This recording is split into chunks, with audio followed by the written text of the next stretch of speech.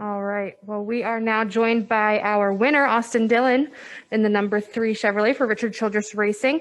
Austin, we're going to get right into questions here from the media. We'll kick it off in the media center with Bob Pockris. Go ahead, Bob.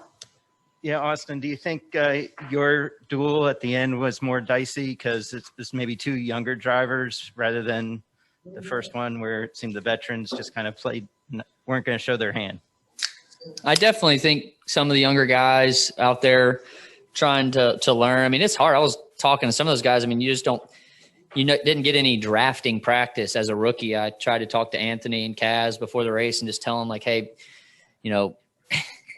guys tell you to run wide open out there, but I mean, at times your car's not handling good. You got to drive it with the throttle, and trying to talk to those guys. But I mean, it's got to be tough for the younger guys. You're just driving for your life every time you get in the car. So, yeah. And then, there was some aggression. I think obviously everybody wants to win. It's the first race back. But you kind of, as a driver, you forget out there what we're really racing for. And that's on Sunday, the Harley J. Earl. But it did feel nice to come home with a dual win. I've never had one of those. Awesome. Well, we are also joined by Justin Alexander, our race-winning crew chief. He is in a separate Zoom room, so if you do have a question for Justin.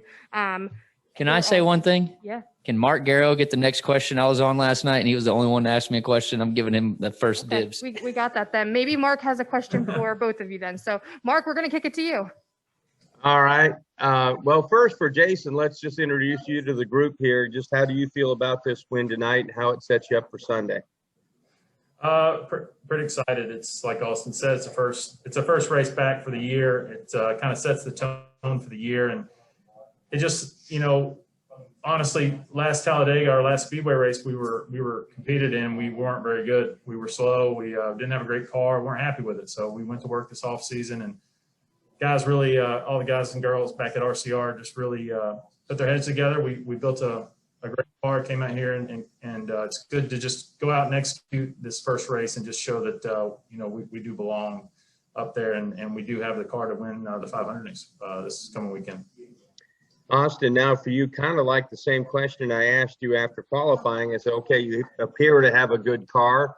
How do you feel about the 500? Well, now you proved you have a car that can push and be pushed and handles well enough to make, obviously, the big move that you made at the end of the race. So now how do you feel about perhaps having a chance to win this race, put the 3-car back in victory lane 20 years after we lost Dale? Oh, it's very special, and I'm glad you mentioned that. I mean, a lot of emotions going through your head out there, but I tried to throw up the number 3 when I got out there to grab the checkered flag. And I've always felt like Daytona has something to do with years and the prestige of this racetrack and how it all works. It's odd how things happen here, and then you create memories, and this is definitely a memory because 20 years ago, like you said, we lost a hero in our sport in Dale Earnhardt, and it's very cool to put the number that he made famous back in victory lane this weekend, and hopefully Sunday we can do something very similar to what we did today. Thank you. Congratulations. Good luck Sunday. Thank you, Mark. Thank you. All righty, we're going to take our next one from Davey Siegel. Go ahead. Hey, Austin. You mentioned Kaz and Anthony race around them tonight, as well as some other new drivers that were in tonight's specific dual field. So did you learn anything specific about who to race against a certain way or anything about your car specifically? In all honesty, dude, I saw the front all night, which was amazing. I didn't get too far in the pack, and Justin and I were just talking like, man, what are we going to do? We feel pretty good about our car, but we haven't had to race through traffic very much. So, kind of guessing game on that if we make any adjustments for a little more sunlight, but we're going to end in something temperature wise like we ended in tonight. So we're really happy with the car. It drove really, really solid. No complaints when it came to handling. And that was the biggest thing I was worried about going in today, was just how is our car going to handle? And I'm really pleased with it. All right, we're going to take our next one from Mike Solarte. Go ahead. Thanks very much, Austin. Congratulations, man. That move to get you to the front where you sliced under Bubba, for those of us that don't drive over 75, how premeditated was that? Did you have the idea that you were coming across, that he was coming that way and you were gunning for the bottom? I mean, how does that work and explain it to us mere mortals? Yeah, it's a reaction. It was like a flick of the wheel. I knew that his momentum when he was going up the track, he wasn't going to be able to switch lanes with me to block it. So I waited till as long as I possibly could. You know, a couple years back, Matt Kenseth made a move trying to block that way too. And it doesn't seem to, it's just not good when the guy behind you's got a head of steam. So I knew if I cut across fast enough, it was going to kill a lot of his momentum.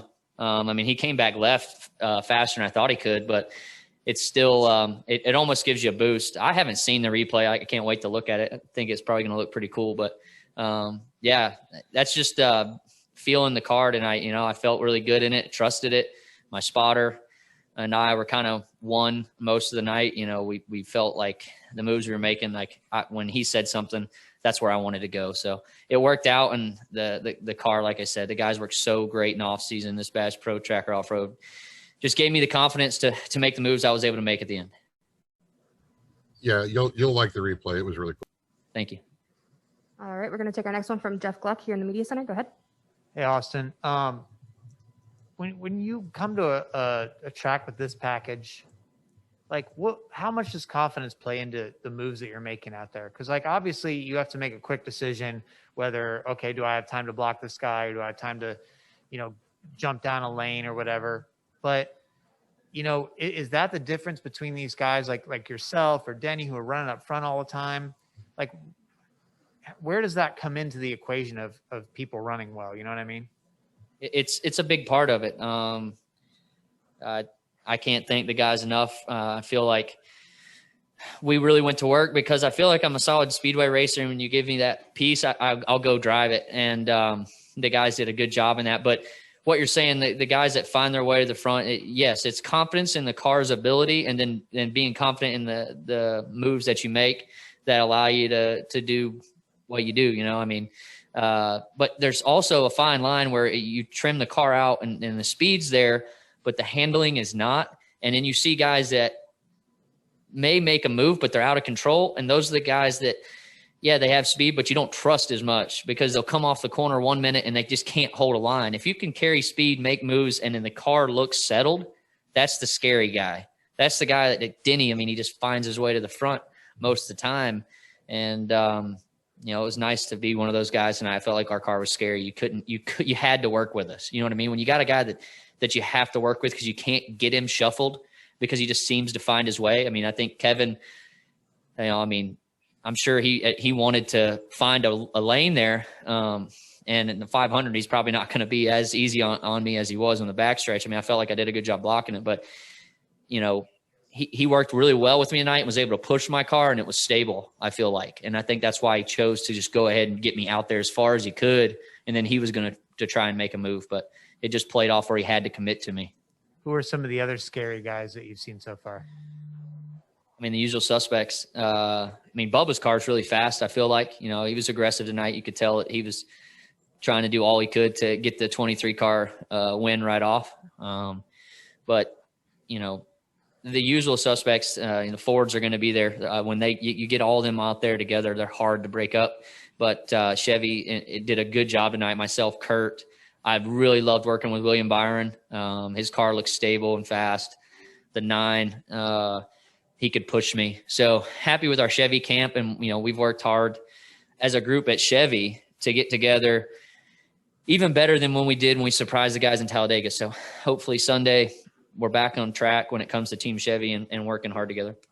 Thank you. All righty, we're going to take our next question from Jacob Seelman. Go ahead. Thanks, Austin. Congratulations. The move that you made there coming into the tri-oval, I know it's easy to make a lot of nothing, I guess, sometimes. But for those of us who have either watched Dale Sr. or watched a lot of tape, was awfully reminiscent of the guy who drove that 3-car, some 2 decades ago. Do any of those thoughts ever cross your mind coming back to Daytona or Talladega, knowing the success that he had at those tracks? Man, stuff's happening so fast right there. I'm just relying on instincts and stuff. And Dale Sr. was a whole nother animal when it came to speedway races. I'm just glad to be able to get up there and dice it up, and proud of the ECR engines, RCR. They've got a long-standing history of building fast cars and bringing them to speedways, and just proud to bring home another dual win for them and try again when it comes Sunday. Do you think the end of the 500 on Sunday, this was crazier than any duel I've certainly seen in a while. Do you think the end of the 500 gets quite that crazy? Oh yeah. And, I think it'll be just as crazy and a lot more leading up to it. It'll get crazier beforehand. So, yeah, I mean, handling will be, I think, more of an issue for some guys in the day part of the race. So you'll see some at some point is stringing out to the top for a little while, but it seems like, man, when a group of manufacturers get together, they can make good pushes to get to the front, which is kind of cool. So definitely going to try and regroup with all my Chevy teammates and debrief and figure out how we can do our best to maintain the lead as a group. Thanks, Austin. Good luck. Now, Austin, before we continue on, we figured we would be doing you a disservice. You could not watch that thrilling conclusion. So we're pulling up the replay if you can walk us through it. Oh, wow. I knew the 19 had got shuffled. And when the 4's pushing me at this point, I'm pretty sideways through 3 and 4. I see Bubba make his move up the track, and I just kind of flipped the wheel there. That worked out great. And then the yellow line was close, so I had to move up a little bit. So, yeah, worked out good, man. That was fun. Actually, I feel like the drama started even further back than that view, but just trying to get the 4 to go with me was the hardest part. And then, obviously, the turning left hard off of turn 4. That was cool. It was fun. All righty. Well, we're going to take our next question here in the media center from Dan. Go ahead. Hey, Austin. Have you gotten a chance to talk to your brother at all? I mean, I know there's not much time between races. Yeah. Yeah, I'm glad you brought him up. I thought he did a great job tonight. I'm really bummed for him. He took the 96 car into a position that they needed to be to make the race. They didn't make it last year, and I feel like he did a really good job of driving that car. And they were fast, and it's just a bummer that he's got to go home and you see other cars that he beat that are going to be in the race. So bummer, but it's the rules, and everybody knew the rules going in, and I hate it for him, but I gave him a hug, but he was in really good spirits. What he said to me afterwards is actually very motivating, so it was cool. How's this off season been for him? I mean, it's he's trying a whole new chapter, I guess, new team. Yeah, I think he's just trying to, try something new and figure it out on his own, and he's done a good job of getting some rides in his first. I think he's got the first 4 in that Xfinity ride. I didn't even know because I wasn't on Twitter and haven't really gotten the scoop on it all, but it's cool. I'm glad he's getting an opportunity, and hearing it from him, he's excited, and the work that he's putting in the off season, I think it'll pay off. Last one, any lucky pennies already so far? I don't have a lucky penny yet. No, not yet. Just the good Lord above. All right. Do we have any questions from any of the media members on Zoom or in the media center for Justin before we let him loose? All right. All right, Justin. Well, thank you so much for taking the time to join us, and congratulations, Austin. You are not excused yet. Oh, okay. Thank you, guys. All righty. We're going to take another question here from Dustin Albino. Go ahead. Austin, congrats on the win. I asked Eric a similar question after the first duel, but is this a statement win heading into the 500? I definitely feel like for our team, it's a statement to bring a speedway car like that. I mean, that's I've had 2 speedway cars, and not even the one I won the 500 with that I was like really excited about. And I have more confidence in this car than I did the one we won the 500 with. And there's only one other car I've had at a speedway that had this kind of speed, and I wrecked it leading in the July race. So really pumped about it. And I told the guys that last restart, I was like, hey, I definitely want to win this thing, but more importantly, I want to have this car for Sunday because I'm really excited about it. Thank you. All right, and we'll take our next one from Dustin Long. Go ahead. Thank you. Austin, you mentioned your brother said something to you that was motivating. What did he say, and why was it motivating? I just said, man, I feel for you in other terms. And he just looked at me and said, man, God's got other plans for me. And I was like, he's just calm in that moment of like adrenaline and hurt. And it was cool to hear it from him. Also, I know the rules haven't changed, so the runs have still big. Are the runs any bigger than what they were last year, or is this the kind of same thing? I mean, certainly these are some big runs you guys are making. Yeah, I feel like it's similar to to what we saw last year. It was good to be on one of the guys that were able to make the big runs, I think was the biggest difference for me. And kind of, you still can get wrecked if you block too much. I noticed that. And there's some that you don't want to step in front of them. And there's some, if you time it early enough, you can step in front of, but you got to be careful. Thank you. All right, we'll take our next one from Deb Williams. Go ahead. Thank you. Congratulations, Austin. I have Thank a you. question regarding the engine program you've got this year with the development program with Hendrick and Childress that Richie Gilmore is overseeing. How has that affected you here at Daytona, and what have you noticed the difference between the engine last year and this year? Yeah, I mean, hard for me to tell between last year and this year, because ECR, they're very solid on bringing not only power, but, something that lasts. So I'm really proud of all the guys at ECR. It was cool to see what they were able to do to help Chevrolet last year win a championship. And I think the alliance between Hendrick Motorsports and ECR, I think it's only going to bolster Chevrolet's engine programs for years to come. And I hope that development that we put together into the engines just shows up each and every week, and I know it will.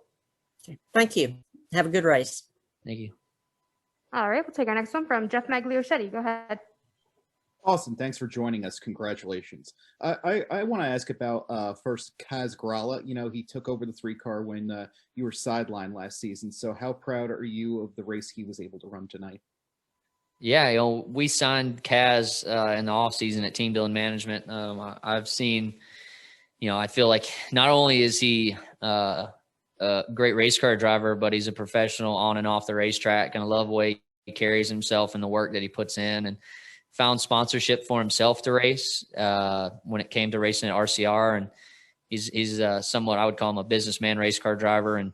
But not only that, he's focused and really puts in the effort on and off the track to succeed. He's in great shape, and he does everything he's supposed to do as a race car driver. And it's cool to see him get opportunities. And I'm thankful for Colleague Racing, Matt Colleague, and Chris Rice that gave him that opportunity. And I know it probably didn't look good for him at some points in the night. It was a little bleak when he got in that wreck, but just staying strong with it and be able to make the Daytona 500.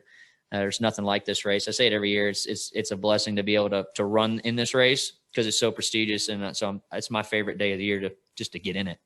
Sure. And my other question concerns the relationship you have built with Justin and the rest of the 3 team during these unusual times, because you guys have been able to post some fantastic results, some of the best of your Cup career, including putting out a fast super speedway car tonight. So how pleased are you with the way you've been able to create such a strong team and such strong results in these unprecedented times on the NASCAR circuit?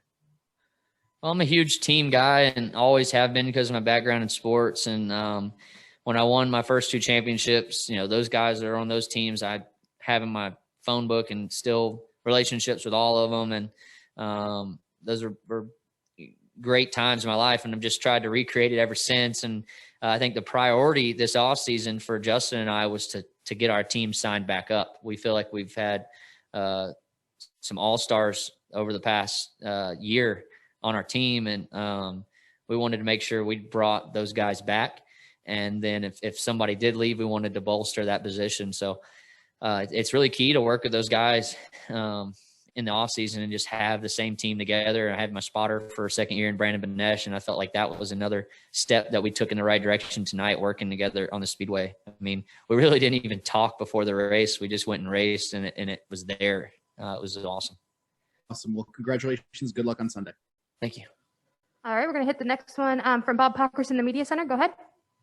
Yeah, you and Amarola have a little history here. You both won today. Can you envision you both battling for the win again on Sunday? Well, I'm sure it's just how things work here. But, Eric and I have both raced each other hard since these times. And it's inevitable. You're going to race some of the people that you race against throughout in NASCAR series. So it was funny. I was sitting in the victory. I was like, oh, Eric won tonight. We won tonight. But there's just so much that happens. I hope that we're in that same situation. I'll be happy either way if we're in that same situation on the white flag for both parties. I think we'd both say that, and we'd try and make a different move, whatever it may be, when it comes down to it. Probably not. I think he might. And then if I was in his situation, I don't know. He's probably going to wreck me. All right, we're going to take our next one from Ashley McCubbin. Go ahead. You spoke about the fact that you ran most of this race at the front of the field. So now going into the Daytona 500, is that the strategy there in trying to stay ahead of the chaos, or possibly maybe conserve a little in parts to avoid the eventual big wreck that we normally have? Well, the 500 is such a long race. It's impossible to keep the lead and stay up there the entire race. We're going to do our best shot at it, but the way pit strategy works and things go, we'll also be smart about the times that the chances that we take. And because knowingly, we know that the car is capable of doing what it did tonight. So we'll be smart about it when we have to be smart. But I think being in front of the wrecks and the chaos is a big key part. But I mean, you've seen guys wreck from the front of the field just as easily mid-pack to the back. It's a hard one, man. It's such a hard race, and it's amazing to be a part of it. So we'll just play it by ear. I'm just glad that we have a car that's capable of winning it, and I do believe that. So that's half the battle. But as you mentioned, you never really got in traffic. So I don't know if it's trying to dwell on this, but are you concerned if you get back in traffic? Like, how big is the concern there if maybe there's possibly handling differences? Oh, it definitely can change. I mean, the further back in traffic, the dirtier it gets pretty wicked. So we'll just go with it on the fly. I think that's another thing. You talk about team. That's what we were good at last year, and we unload, and we might not be where we need to be, but we're able to adjust and make it better and stay calm. I think I'm a calmer person than when I first came into the Cup Series, and about how I handle things on the radio. And just roll with the punches and see how things go. I'll give Tyler Reddick the credit on that. I've seen him hit the wall and be like, oh, it's okay, and come back through it. So it's one of those things where just be patient and try and get it better. And I have total confidence in my guys, no matter what happens, that we can get it where I can drive it. Thank you, and congratulations once again. Thank you. All right, Austin. Well, we know it's late, and we want to thank you for taking some time with us. That's all we've got time for tonight. Congratulations, and we will see you on Sunday. Oh, cool. Awesome to see all you guys in here hanging out. It's nice. Well, thank you so much, and congratulations.